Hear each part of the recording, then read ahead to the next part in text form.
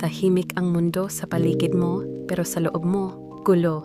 Bumangon ka, umupo sa gilid ng kama, at ramdam mo ang bigat ng araw kahapon. Hindi dahil may mali sa'yo, kundi dahil sa dami ng bagay na pilit mong kinokontrol na wala naman sa'yo. Tanong mo sa sarili mo, bakit ako laging pagod?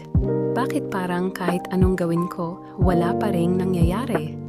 Maraming tao ang naghahanap ng sagot sa labas. Sa social media, sa relasyon, sa trabaho, sa approval ng ibang tao.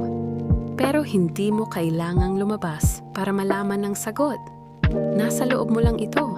Ang unang hakbang ng Stoic ay pagkising sa sarili, pagkilala sa sariling emosyon, pagkilala sa sariling limitasyon, at higit sa lahat, pagkilala na may mga bagay na hindi mo kayang kontrolin.